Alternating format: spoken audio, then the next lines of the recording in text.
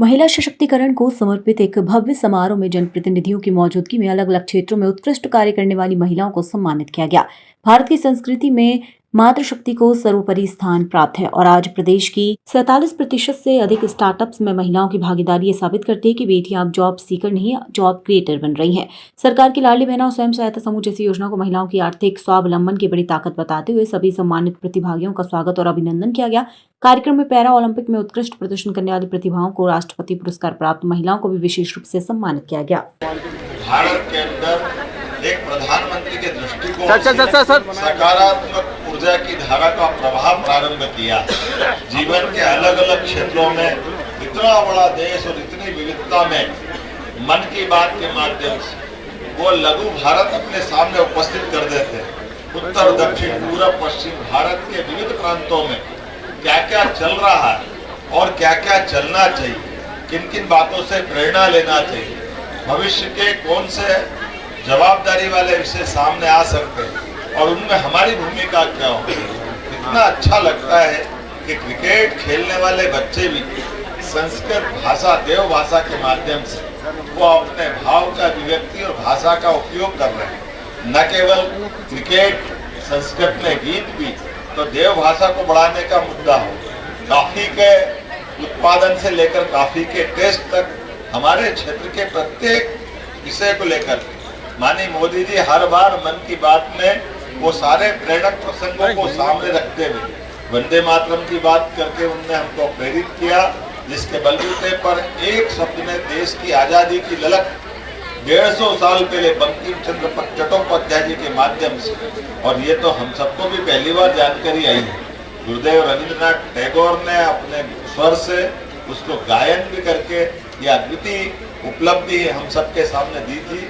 और उसी के साथ साथ जब केवड़िया धाम में माननीय प्रधानमंत्री जी ने तत्कालीन उप प्रधानमंत्री स्वर्गीय वल्लभ भाई पटेल को स्मरण करते हुए जो 11 हमारा अपने 31 अक्टूबर से 15 दिन का अभियान पूरे देश के विविध राज्यों के द्वारा माननीय वल्लभ भाई पटेल को स्मरण करने के लिए वो एक भारत श्रेष्ठ भारत के अभियान के अंतर्गत सारे कार्यक्रम होने वाले हैं। 11 नवंबर को मध्य प्रदेश सरकार की ओर से भी हम लोग भी गुजरात जाने वाले और अपने सांस्कृतिक कार्यक्रम में स्वयं वहाँ जाने वाला हूँ और उस समय के माननीय तत्कालीन प्रधानमंत्री के योगदान को नमन करते हुए केवड़िया धाम पर्यटन का कैसा सुंदर केंद्र बना, ऐसे टूरिज्म से लोगों को रोजगार मिले, सांस्कृतिक धारा बढ़े और हमारा देश के साथ बाकी राज्यों के साथ आत्मीय संबंध बने, ऐसे कई प्रयोग माननीय मोदी जी ने चलाए। लेकिन आज से तो छठ मैया का आनंद है।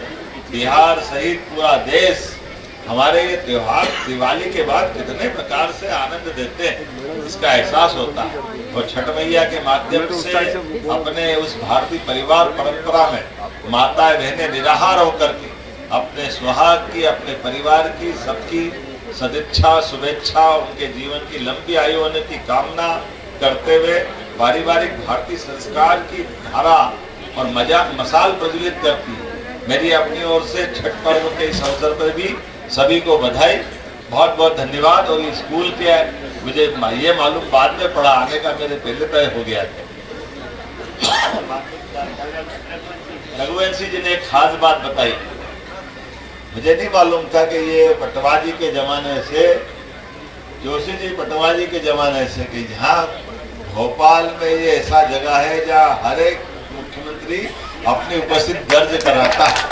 मुझे 2 साल में इस स्थान की ये नई एक कहानी मालूम पड़ी। तो एक तरह से आपके यहाँ इस स्कूल में मुख्यमंत्री का आना का क्रम जारी है, मैं आपको भी बधाई देता हूँ। और ये स्कूल ने अपनी एक साख बनाई है सबके बीच, शिक्षा की धारा के साथ भविष्य की पीढ़ी को लेके चलने का ये जो संकल्प है, ये मन की बात को और सार्थक करता है। मैं आपके माध्यम से मोदी जी को भी धन्यवाद देता हूँ, उनके निमित्त हमारा भोपाल के अलग अलग क्षेत्रों में, और रविंद्र यति जी को भी धन्यवाद देता हूँ, आशीष जी और भगवान दास जी को, जो हमारी मन की बात के इस आयोजन में कहीं न कहीं जब भी मौका पड़ता, अगर मैं भोपाल में हूँ तो वो ऐसे कार्यक्रम में जोड़कर, पिछली बार हम जगदीशपुर में शामिल हुए। जगदीशपुर ये अद्भुत स्थान, भोपाल की पूर्व राजधानी भोपाल रियासत, वो जगदीशपुर है, तत्कालीन समय में इस्लामपुर कहते थे। लेकिन अद्भुत बनावा है वहाँ का टूरिज्म और हेरिटेज, वाकई हम सबको आकर्षित करता। अगली बार कभी मौका मिले तो आप भी सब जरूर जाइएगा। एक दो जानकारी आपको जरूर देना चाहूँगा। 1 नवंबर को हमारा मध्य प्रदेश का स्थापना दिवस है और इस बार 1 नवंबर पर जुबिन नौटियाल का भी एक कार्यक्रम हम करने वाले लाल परेड ग्राउंड पे, और उससे बढ़कर सम्राट विक्रमादित्य का महानाट्य का मंचन भी भोपाल में होने वाला 2 और 3 नवंबर को।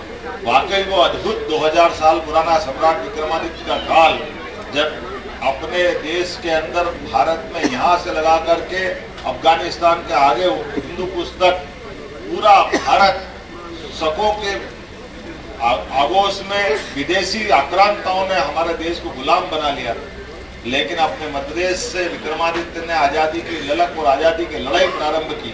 और न केवल पूरा भारत बल्कि सांस्कृतिक रूप से तो आज के दृष्टिकोण से पाकिस्तान, बांग्लादेश, भूटान, बर्मा, नेपाल, अफगानिस्तान, इधर से बर्मा, वहां से लगा करके हिंदू पुस्तक पूरा भारत न केवल स्वतंत्र कराया बल्कि सुशासन की मिसाल कायम करते हुए विक्रमादित्य ने न्याय की परंपरा, दानशीलता की परंपरा, वीरता की परंपरा, विक्रम संवत का प्रादुर्भाव, सभी प्रकार के योग्य लोगों को आगे ला करके नवरत्नों की परंपरा, कितने प्रकार से विक्रमादित्य ने अपने उस भारत को गौरवान्वित करने वाले और हमारे अपने अतीत के एक ऐसे कुशल शासक की परिचय कराया जो आज भी सुशासन के लिए सर्वोच्च प्रतिमान माना जाता है। तो हमारे उस विक्रमादित्य के काल को पुनः सबके सामने मंचन कराते हुए लाल परेड ग्राउंड पे दौड़ता हुआ बच्चा घोड़ा लेकर के मैदान में, अभी तो हमने ऐसे नाटक देखे ही नहीं कि कोई मैदान में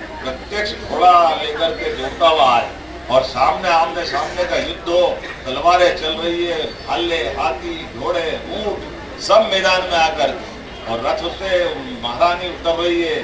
कई अलग अलग प्रकार के 5 मंचों पे जब नाटक होता है तो ऐसा लगता है इधर देखो, इधर देखो, इधर देखो, ऐसा मंच इतना बड़ा भारी जो आमतौर पर 25-50 फीट के मंच पे हमको देखने की आदत होती है। भोपाल में वो उस युग को पुनः जीवंत करने का प्रयास करेंगे, जब विक्रमादित्य के जन्म से लेकर के राज्यरोहण तक की उनकी सारी गाथाओं को एक बार फिर अपनी आंखों के सामने देखने का यह अद्वितीय मौका है। आइए हम सब 1, 2, 3 तारीख के तीनों प्रदेश स्तरीय कार्यक्रम में सब शामिल हो।